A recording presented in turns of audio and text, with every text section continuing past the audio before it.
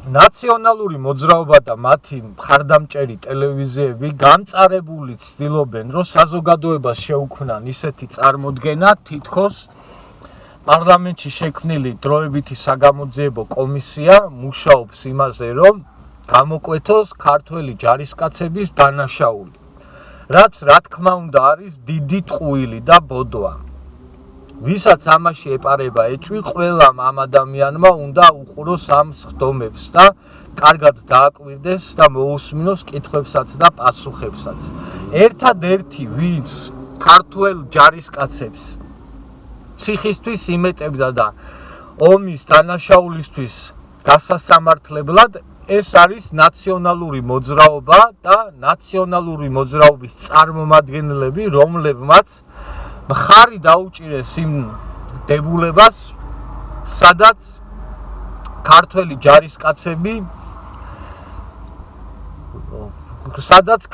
ჯარისკაცებს ადანაშაულებდნენ და ქართველი ჯარისკაცების ბრალეულობა იკვეთებოდა ომის დანაშაულისთვის და იმეტებდნენ ამ ხალხს სამხედრო ტრიბუნალისთვის.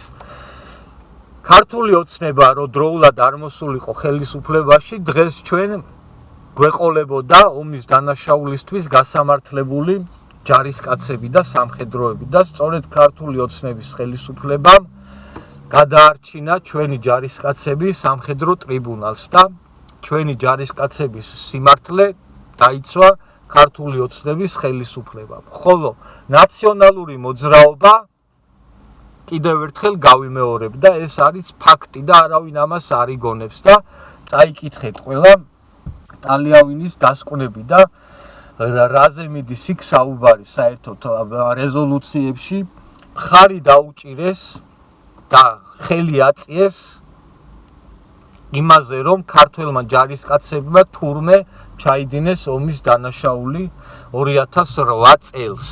აი ეს გახლავთ ნაციონალური მოძრაობა. ეს არის მათი ბუნება, ტყუილი რაღაცების დაბრალება და თეთრზე შავის მტკიცება.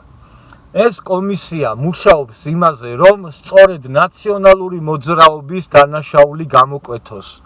გამოკვეთოს ის, რომ არანაირი საჭიროება არ იყო 2008 წელს იმისა, რომ გაქანებულიყვნენ და შევარდნილიყვნენ ცხინვალში, მაშინ როცა საკმაოდ დამთბარი იყო ურთიერთობები ქართველებსა და ოსებს შორის. ერგნეთის ბაზრობა, რომელიც მიხეილ სააკაშვილმა ტაშზე იმით დახურა და გააუქმა, იყო ის ადგილი, სადაც ყოველდღიურად ათასობით ქართველები და ოსები ერთმანეთთან ურთიერთობდნენ. ცხინვალზე გავლით რაჭაში დადიოდა ტრანსპორტი და ჩვეულებრივად შედიოდა და გამოდიოდა ხალხი და არავის არანაირი პრობლემა არ ჰქონდა.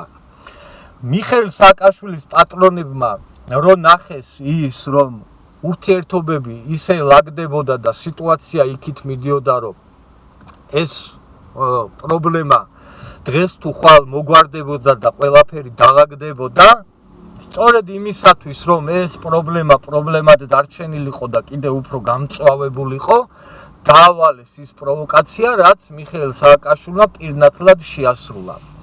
ეს კომისია ასევე მუშაობს იმაზე, რომ კოდორის ხეობა რომ მიართვეს ლანგარზე რუსებს და აფხაზებს, რა მოხდა. მიხეილ სააკაშვილმაც და რუსებმაც და მიშას პატრონებმაც ძალიან კარგად იცოდნენ, რომ თუ კოდორის ხეობაში ემზარ კვიციანი და მისი რაზმი, რომელსაც ერქვა მონადირე, დარჩებოდა ხეობაში, ძალიან გაუჭირდებოდათ ამ ხეობის აღება და ძალიან დიდი მსხვერპლის გაღება მოუწევდათ, რომ კოდორის ხეობა ხელში ჩაეგდოთ იმ შემთხვევაში, თუ იქ ის ადამიანები იქნებოდნენ, ვინც კოდორის ხეობა შეინარჩუნეს და კბილებით მოიტანეს იმ დრომდე, სანამ მიხეილ სააკაშვილმა არ განაიარაღა კვიციანი და მისი რაზმი. ჯერ მიხეილ სააკაშვილს განაიარაღებინეს კოდორის ხეობა, ის ხალხი და იქიდან გააყრევინეს, რომელ ხალხსაც ჰქონდა იმის უნარი, რომ ეს ხეობა დაეცვა.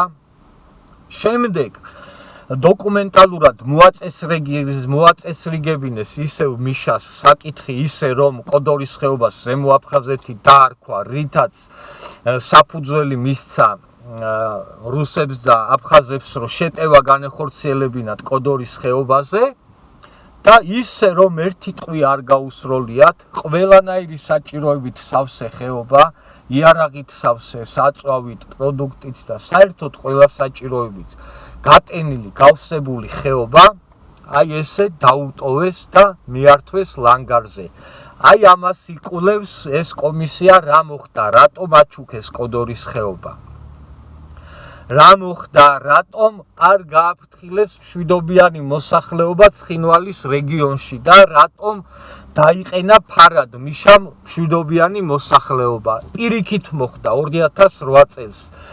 წესი ესეა, რომ ჯარი უნდა იცავდეს მშვიდობიან მოსახლეობას და ეფარებოდეს ფარად. აქ ჩვენ შემთხვევაში პირიქით მოხდა.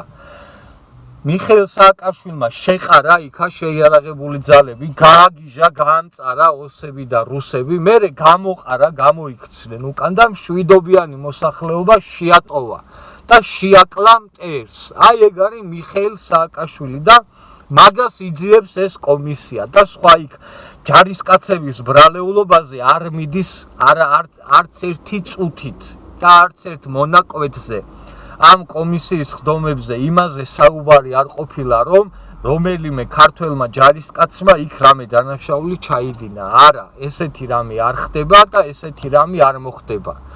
მაგრამ ნაციონალური მოძრაობა როგორც ყოველთვის ყუის და ცდილობს, რომ საზოგადოებას აი ეს თავისი დანაშაული ისე შეუფუთოს, რომ თითქოს აქ საუბარი მიდის სამხედროების დანაშაულებზე. არა, აქ საუბარი არ მიდის ქართველი სამხედროების დანაშაულზე, აქ საუბარი მიდის პირადად მიხეილ სააკაშვილის და ნაციონალური მოძრაობის ხელისუფლების დანაშაულზე. იმაზე, რომ 2008 წლის შემდეგ რუსებმაც, ოსებმაც, აფხაზებმაც ყველამ პოზიციები გაიმყარა, მიშას პატრონებმაც მათ შორის გაიმყარეს პოზიციები რუსეთთან სავაჭროდ სხვადასხვა თემებზე, ერთადერთი მოტყუებული, დაჩაგრული და დაზარალებული დავრჩით ჩვენ, ქართველები და ჩვენი ქვეყანა.